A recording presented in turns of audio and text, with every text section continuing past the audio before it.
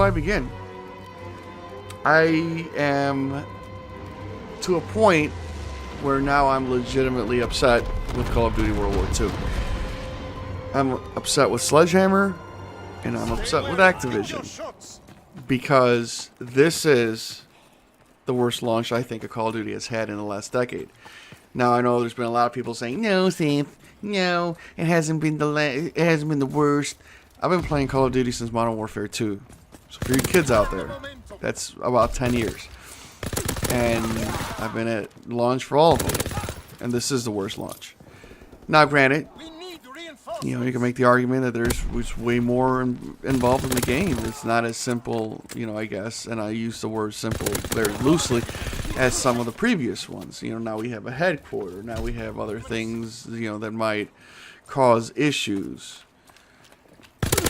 But from everything that I've read and everything that I've watched, a lot of people, the Call of Duty community, if you will, were talking about how Call of Duty is against the ropes. That this Call of Duty is going to be the make or break it. Now, I don't think it's going to be the make or break it, and I don't really know how into the ropes they may be. But they definitely need to do some redemption. They needed to do some redemption. Infinite Warfare, unless you're a jetpacker, Infinite Warfare left COD players with a bad taste in their mouth. Even your Call of Duty champions, Optic Gaming, you could probably say the most for all professional Call of Duty players, were extremely happy once Call of Duty Champs ended, because they didn't have to play Infinite Warfare anymore. Now, what does that say about the video game when all your pro players are just, you know, the moment that they were done with Infinite Warfare, they shelved it and went back to Black Ops 2. There was even a stretch where Ghost was played like crazy. You know, it was clear that the jetpacking era was done, but it wasn't even jetpacking because people still played Black Ops 3. It was Infinite Warfare. Infinite Warfare was, in my opinion, a disaster, and Call of Duty had a lot to, you know, I think they had a lot to show in this next game. And it was a flop, a fumble, a pick six. It was a disaster. It's still a disaster of a start to the new game. We're about half a month in, and it's been nothing but issues. You know, people are still trying to play, getting kicked. We've lost our dedicated servers, so now we're, according to them, in a, what is it, a P2P? For those that don't know, that means it's peer-to-peer. So let me read you a quote of Sledgehammer that they have put out there. "Hang in there," said Sledgehammer, "while we address the most pressing concerns first, etc., etc. PS4, Windows, and Xbox are having issues, and basically that means that now, because all the dedicated servers have gone offline, multiplayer is running in a peer-to-peer. So overall the game is stable," Sledgehammer said. That's incorrect. Apparently they have not played the game recently, because this came right before they dropped one of, I guess, the biggest updates, and it literally has done nothing.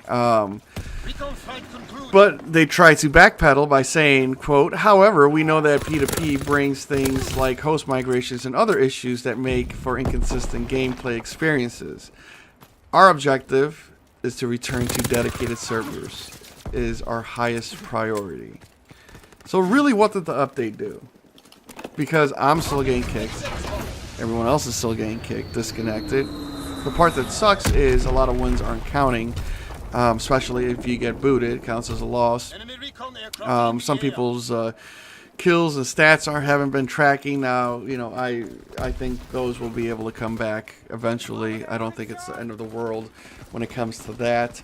I know from past experience that sometimes the leaderboards have not been, you know, calculating kills and stuff like that, and you know, it ends up being eventually put in Infinite Warfare. But it's just it's been a disaster. Here's another quote, and I will link this article if you guys want to read it below. This has been taken straight from a website. We're seeing millions of fans play every day. However, we also know that we've had issues and there's frustrations. We recognize that. We recognize that, and we hear you. Our highest priority is to deliver the best online experience possible. This is where the corporate, politics come into play. Make sure they don't point the blame at anyone, specifically themselves. They're working on it, and we're not there yet, and we won't rest until we are. Our entire team is working around the clock, and I appreciate that. I definitely do. Difficulties began at launch when the game's multiplayer lobby called headquarters wasn't working correctly, etc. It was converted into a default single-player only experience with the ability to invite small groups of friends along for the ride. Okay, so it's a good way to try to make it sound positive. It's a workaround, but it's also the least of etc. etc. etc. Here's the thing. To me, there's no excuse. There's always, consequences for everyone's actions. If I don't do what I need to do at work, I get fired. That's just how it is. There is a consequence for not doing your effing job. There is no consequence in the gaming community. There are no returns. There are no exchanges. I saw someone tweet this the other day, and my friend, I forget your name, but he brought up a good point that the gaming industry is the only industry where you could sell a bullshit product and you can't return it. So imagine this. Imagine if you buy a car and the moment you drive it out the lot, the engine block falls off. Well, you get your money back. You get your car back. If I take home an iPhone and it doesn't work, it doesn't turn on, I get to turn it back and I get my money back, or I get another phone. Here you eat it. You literally just eat it. They know you're gonna buy it, so really there are zero I don't want to curse. I already said shit, but there are zero F's when it comes to that, because they know you're gonna get it. And I know that sounds harsh and it makes it sound like they're the worst human beings on the planet, but they had a lot to prove in this next installment of Call of Duty. Listen, now nothing might happen soon, but eventually Call of Duty will lose its reins as the top multiplayer. I know some people might say, well, it's lost it already, and be that as it may, there are a lot of multiplayers coming out nowadays that are definitely fighting for that top spot. You have Overwatch. I'm sure they're planning on making an Overwatch 2. Rainbow Six Siege just broke doors down, and no pun intended. And I could only see them just making it better and more popular in the years to come. Even Destiny now has been pushing like a competitive play. So Halo's still there, obviously your computer games, etc., etc. I'm sure there's going to be more people just coming out of nowhere. I mean, Battlefield right now is probably just like drooling at just making another Battlefield game. And by all means, I really feel like that's what it needs to happen. Like, that needs to happen. If you guys are wrestling fans, wrestling was never better than when it was the Monday Night Wars. And why is that? Because there was competition. There was two organizations fighting for the top spot. And even though the WWE at the time was, I could be wrong. My friend actually probably would know the answer to this. Even though it had slightly higher ratings, it knew that there was someone just chasing them, and it made it better. It made it more entertaining, to me at least. Wrestling was never better than during those Monday Night Wars, and I think that's really what needs to happen here, because it's clearly that there is no F's given at this point. And again, I know I sound salty, but this is my own rant. If you want to make your own rant, make a rebuttal video. I'm okay. I'm okay if you have a different opinion. I'm totally okay with that.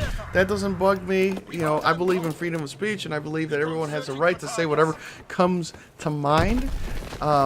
So by all means, go for it. But this is my video.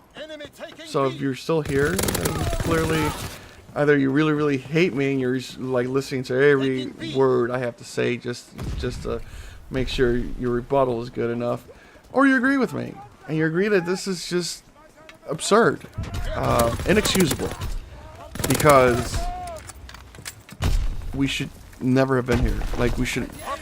This is not the release that COD needed, and I know they know that, and maybe this is a wake-up call, but I really don't know what to say. The sad part, so there's a lot of people that waited to see how the game was, that they never went out and bought it. And that sucks, because there's a good chance they won't buy it.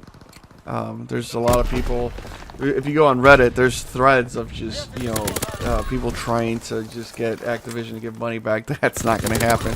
If anything, they're going to try to shut us up with supply drops whenever those come out. But there's a lot of hate right now. And I get it. I mean, I'm not there yet. I'm disappointed. I'm a parent disappointed that I caught my kid doing drugs. That's the feeling I have right now.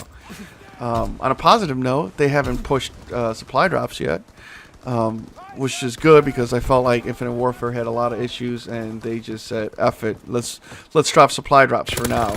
I'm glad that at least it seems like they have their priorities set. And it's unfortunate, because the game is actually amazing, guys. Like, just turn it a little positive here at the end. The game is really fun. I've been having a blast playing this Call of Duty, even though it's World War II setting, which I was really sketchy about, because I'm not a big fan of that era. I don't even care. It could be sticks and stones. I love this game. It's just unfortunate that I don't get to play it a lot, or it goes for no reason, because I get kicked and disconnected. So hopefully there's a fix. I regret having to make this sad and upsetting video, but again, I had to say it, because it was eating me up inside. Guys, have a wonderful week. Like always, we'll see you soon.